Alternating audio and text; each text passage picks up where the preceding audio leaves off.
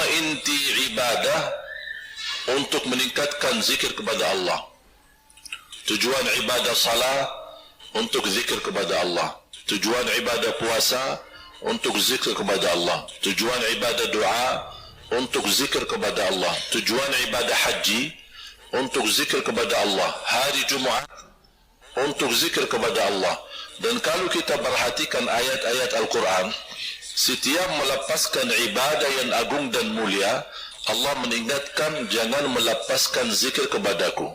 Ya ayyuhalladzina amanu idza nudiya lis-salati min yaumil jumu'ati fas'au ila dzikrillah. Hai orang beriman, kalau mendengar panggilan hari Jumat, segeralah untuk menerima, menijabah panggilan Allah dan berlarilah. Fas'au, bukan berjalan pelan-pelan. Fas'au, berjalan cepat untuk menyebutkan nama Allah Subhanahu wa taala, kepada zikrullah. Fas'au ila zikrillah wa dharul bai', tinggalkan segala sesuatu yang menjauhi kita, yang menggoda kita, yang mengganggu kita untuk berzikir kepada Allah Subhanahu wa taala.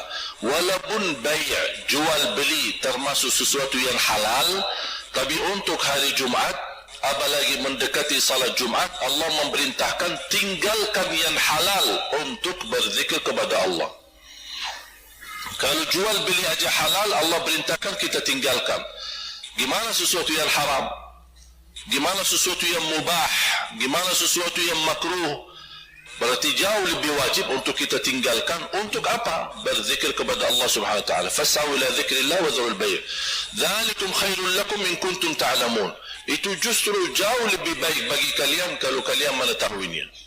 Terus tugas kami apa ya Allah habis salat? Fa idza qudiyatis salatu fantashiru fil ard. Kalau sudah melepaskan salat Jumat, bergeraklah di bumi, mencari nafkah, lanjutlah kerjaanmu, jual beli, bersilaturrahim, mencari nafkah dan rezeki untuk keluarga. Fas'au ila dzikrillah wa dzarul bai', dzalikum khairul lakum kuntum ta'lamun. Fa idza qudiyatis salatu fantashiru fil ardi wabtaghu min fadlillah wadhkurullaha katsira. Lepas Jumat, bergerak di bumi, mencari nafkah dan rezeki, tapi jangan lupa sebanyak-banyaknya berzikir kepada Allah Subhanahu wa taala. Wadhkurullaha katsiran la'allakum tuflihun. Kalau memang kalian ingin dan mengharapkan beruntung dunia akhirat. Berarti subhanallah termasuk ketika kita beribadah haji. فَإِذَا قَضَيْتُمْ مَنَاسِكَكُمْ فَاذْكُرُوا اللَّهِ. Kalau sudah selesai melaksanakan manasik haji, berzikirlah kepada Allah. Terus selama kita berhaji ngapain? Selama kita berhaji ngapain? Berzikir tidak? Berzikir. Talbiyah zikir, tahlil zikir, masuk masjid dan menyebutkan doa masuk masjid itu termasuk zikir. Sepanjang kita tawaf itu termasuk zikir. Sepanjang kita sa'i di antaranya juga zikir. Kita berdiri di badan Arafah dan berdoa dan mengucapkan la ilaha illallah wahdahu la syarikalah, lahul mulku wa lahul hamdu wa huwa ala kulli syai'in qadir. Sebagaimana bersabda Rasulullah SAW, sebaik-baik ucapan dan doa yang aku panjatkan dan para nabi-nabi yang sebelumku adalah di hari Arafah adalah la ilaha illallah wahdahu la syarikalah, lahul mulku wa lahul hamdu wa huwa ala kulli syai'in qadir. Kalau kita perhatikan langkah-langkah ibadah haji, mulai dari kita berihram sampai melaksanakan manasik, semua isinya zikir. Tapi walaupun isinya zikir, selepas kita beribadah haji, Allah masih ingatkan kita, fa idza qadaytum manasikakum fadhkurullah. Fadhkurullah, berzikirlah kepada Allah Subhanahu wa taala. Itu menunjukkan apa? Saking pentingnya zikir. Di suratul Ankabut surah 29, bagaimana Allah Subhanahu wa taala menerangkan, Allah Subhanahu wa taala mengingatkan, watlu ma uhiya ilaika minal kitabi wa aqimis shalah inna as-salata tanha 'anil fahsya'i wal munkar wa la dzikrullahi akbar. Salat itu menjaga kita dari fahsya dan munkar, dan wa la dzikrullahi akbar, zikir kepada Allah lebih besar daripada salat sendiri. Menurut Abdullah bin Abbas mentafsirkan ayat ini, wala dzikrullahi akbar, salat itu isi zikir di dalam salat lebih mulia daripada salat sendiri. Dan inti daripada salat memang tujuannya zikir, mengingat kepada Allah Subhanahu wa taala. Sebagaimana di surat Taha, banyak ayat-ayat di dalam Al-Quran menjelaskan betapa luar biasa kemuliaan dan pentingnya zikir untuk kita semua. An Abdullah bin Bisr radhiyallahu anhu قال أن رجلا جاء إلى رسول الله صلى الله عليه وسلم فقال يا رسول الله إن شرائع الإسلام كثرت علي فدلني على عمل أتشبث به قال لا يزال لسانك رطبا من ذكر الله. Sebagaimana di hadis yang dibawakan Abdullah bin Bisr radhiyallahu anhu, beliau berkata, ada seorang laki-laki datang kepada Rasul, ya Rasulullah, amalan-amalan dan perintah-perintah dalam agama cukup banyak bagi saya. Nampaknya itu orang tua. Aku sudah merasa tidak mampu menguasai dan mengamalkan segalanya. Tolong ya Rasulullah, berikan kepada aku amalan yang aku bisa istiqomah dan aku megang tidak melepaskannya. Apa Rasulullah SAW bersabda, la yazalu lisanuka ratban min zikrillah, basahi lidahmu dengan zikir kepada Allah Subhanahu wa taala. Bahagia seorang yang mampu di setiap waktu dan setiap saat lidahnya tidak pernah berhenti karena dia berzikir kepada Allah Subhanahu wa taala. Ada disebutkan satu kisah Sayyidina Abu Bakar, saking banyaknya zikir lidahnya tidak bisa diam. Saking banyaknya zikir lidahnya tidak bisa didiamkan. Sampai disebutkan dari kisah, saya masih menggali dan mencari tahu apakah itu riwayat benar atau tidak. Tapi benar atau tidak benar itu cuma kisah, bukan sesuatu yang bisa membentuk ibadah atau sesuatu yang membentuk amalan. Itu sebuah kisah. Jadi kisah beda sama hukum. Harus dibedakan. Kisah beda sama hukum. Ada kisah yang bisa kita ambil pelajaran, bisa diterima, bisa ditolak. Tapi kalau yang bentuk amalan atau hukum fikih, harus kita mengetahui apakah hadis itu benar atau tidak. Karena nanti kita akan mementukan sesuatu amalan atau sebuah hukum fikih yang kita bisa menyampaikan kepada orang lain. Jangan sampai kita salahkan atau menyampaikan salah hukum fikih, tapi ternyata hadis yang kita bawa palsu atau daif. Disebutkan Sayyidina Abu Bakar saking banyaknya zikir, kalau dia mau diamkan lidahnya, dia simpan batu biar lidahnya diam. Saking banyaknya zikir radhiyallahu anhu. Dan banyak sahabat dikenal sebagai ahli zikir. Cukup Nabi Muhammad sallallahu alaihi wasallam menjadi ahlu zikri. Nabi kita Nabi Muhammad SAW, sebaik-baik Nabi, sebaik-baik manusia, tapi tidak pernah melepaskan lidahnya dengan zikir kepada Allah Subhanahu wa taala. La yazalu lisanuka ratban min dzikrillah, basahi lidahmu dengan zikir kepada Allah Subhanahu wa taala. Ada satu hadis yang diriwayatkan Imam Tirmizi, Ibnu Majah, Al-Imam Malik di dalam Muwatta'nya, Al-Imam Ahmad di dalam Musnadnya. Hadis sahih dan cukup indah. Bahkan menurut saya hadis yang terindah untuk mengingatkan kita zikir kepada Allah Subhanahu wa taala.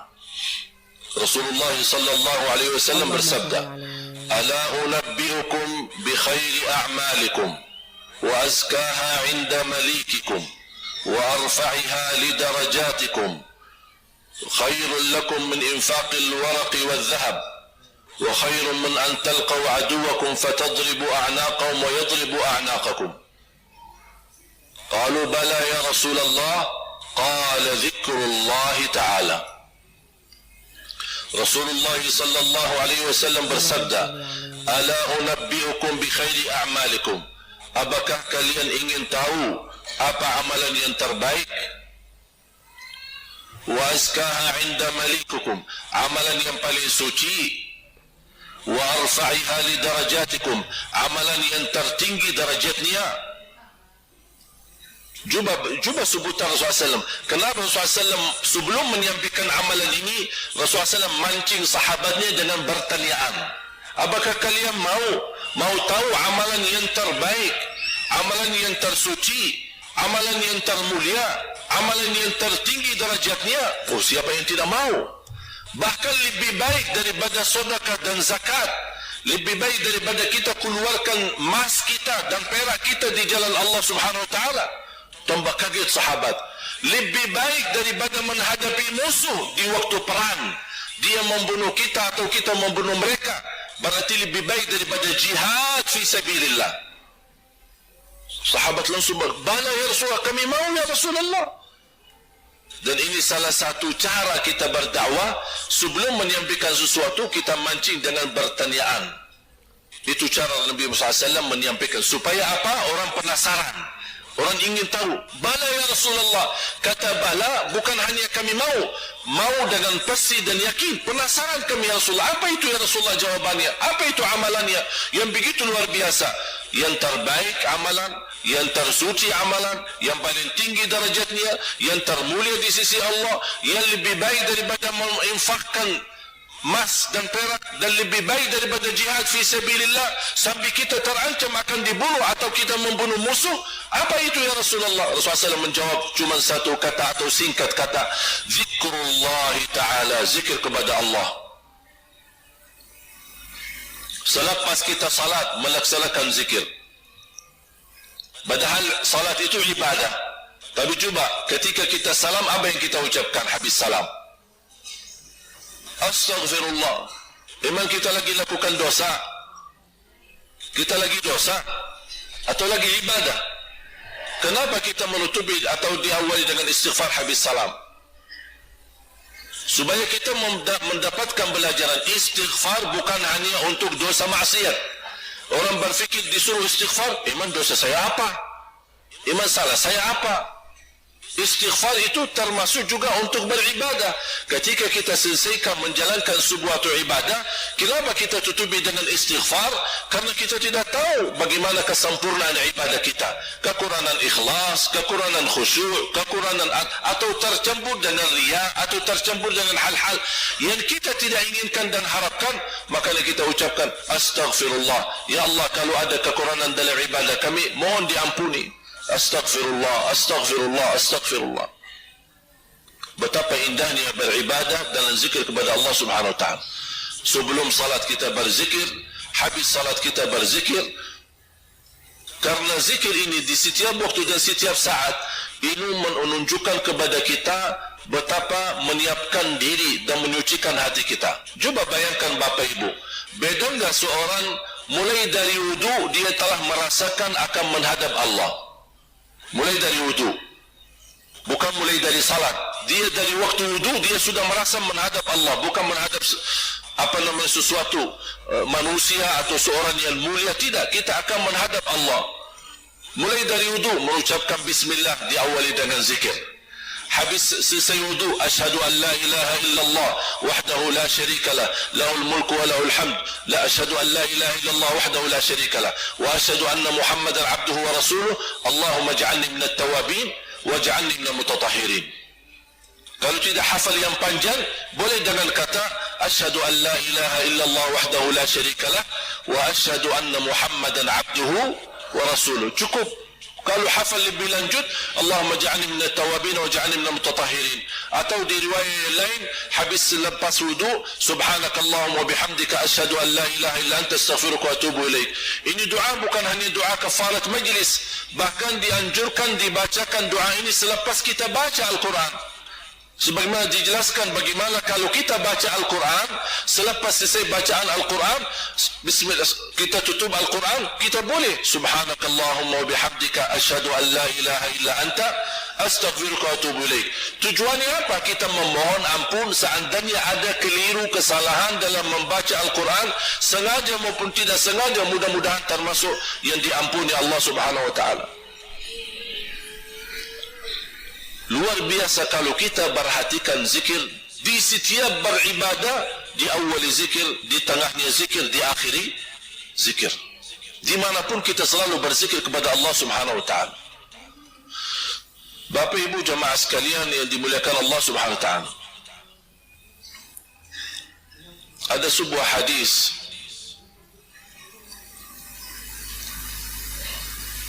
saya sangat kagumi hadis ini.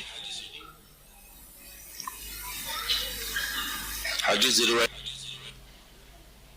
Setiap saya baca, saya merasakan betapa mulianya sahabat tersebut. Muadz bin Jabal radhiyallahu anhu, beliau menceritakan ketika aku bersama Rasulullah SAW. Allahumma salli alaihi. Rasulullah SAW memegang tanganku. Allahumma salli alaihi. Cuba lihat cara Rasulullah SAW berdakwah. Allahumma salli alaihi. Cara Rasulullah SAW ingin menyampaikan sesuatu yang sangat penting dan sangat mulia. Cara Nabi Muhammad SAW menarik perhatian. Cara Nabi Muhammad SAW membuka hati seorang. Pertama, memegang tangannya dan dimasukin jarinya seperti ini. Kira-kira kalau ada seorang yang kita sayangi atau kita kagumi, termasuk suami istri, betapa rasanya harmonis, nikmat, cinta dengan kita menyentuhkan tangan dua-duanya bersalaman dan memeluk tangannya bersama-sama, tidak melepaskan di sepanjang perjalanan. Apalagi yang memegang tangan kita Rasulullah sallallahu alaihi wasallam. Allahumma salli alaihi. Memegang tangan Muaz bin Jabal, dan lebih daripada itu Rasul mengucapkan, wallahi inni la uhibbuk, wallahi inni la uhibbuk, demi Allah aku mencintaimu, demi Allah aku mencintaimu, sampai 2 kali. Kira-kira gimana perasaan Muaz bin Jabal? Jangan hanya dikatakan aku cintamu, tapi Rasul sampai bersumpah, demi Allah aku mencintaimu. La tada'anna ya Mu'adh, la tada'anna dubura kulli salatin an taqul Allahumma a'inni ala dhikrika wa syukrika wa husni ibadatik. Jangan sekali-kali melepaskan setiap habis salat mengucapkan Allahumma a'inni ala dhikrika wa syukrika wa husni ibadatik. Ya Allah, tolonglah aku, kuatkanlah aku, bantulah aku saat aku berzikir, saat aku bersyukur, saat aku bisa membawa sebaik-baik ibadah. Karena kita bisa berzikir karena ditolong oleh Allah, karena bertolongan Allah. Jangan ada yang merasa diri berjasa kepada Allah. Jangan ada yang menyebutkan saat berdoa, ya Allah, kenapa saya diuji? Aku selama ini masih menjaga tahajud. Aku selama ini suka salat tepat waktu. Aku selama ini menjaga duha. Aku selama ini menjaga sunnah qabliyah ba'diyah. Aku suka puasa Daud. Aku suka puasa Isnin Kamis. Tidak pernah saya tinggalkan Al-Quran. Tidak pernah saya satu hari menjauhi daripada sedekah. Suka berbakti baik sama orang tua. Saya suka menjaga silaturrahim. Jangan ada bahasa begitu sama Allah. Malu. Seolah-olah kita bertawar-nawar sama Allah Subhanahu wa taala. Jadi, kenapa Allah saya diuji? Padahal saya sudah beribadah. Jadi merasa dia menegur Allah Subhanahu wa taala. Merasa perbuatannya benar, makanya dia tidak terima diuji oleh Allah Subhanahu wa taala. Jangan coba-coba berbahasa seperti ini sama Allah. Harus kita malu. Karena yang bisa membuat kita beribadah, yang bisa menolong kita beribadah, yang bisa menggerakkan hati kita beribadah, bisa istiqamah, wanita bisa berjilbab, bisa bersilaturrahim, bisa duduk di majlis, Allah yang menggerakkan hidayah itu. Allah yang memberikan. Cukup nikmat yang teramat mulia yang kita tidak mampu membalas dan mensyukurinya, lahir dalam keadaan Islam. Dan semua manusia lahir dalam keadaan Islam. Kullu mauludin yuladu ala al-fitrah. Setiap anak lahir dalam keadaan suci Islam dan iman.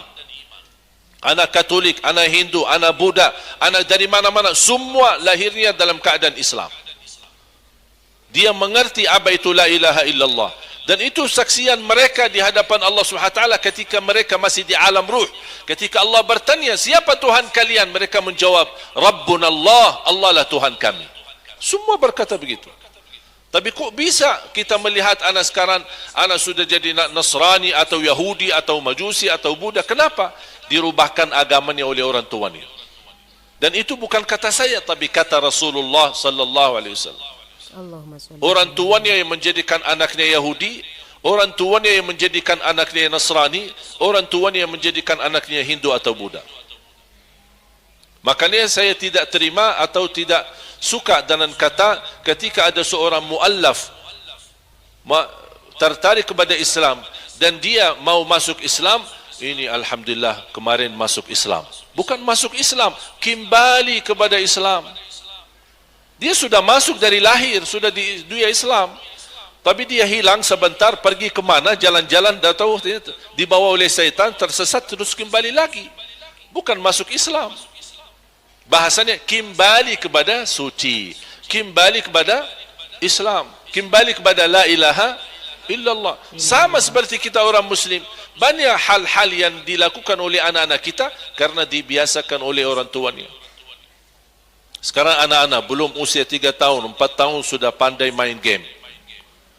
Dari mana dia? Apakah selama di alam perut ibunya dia main game?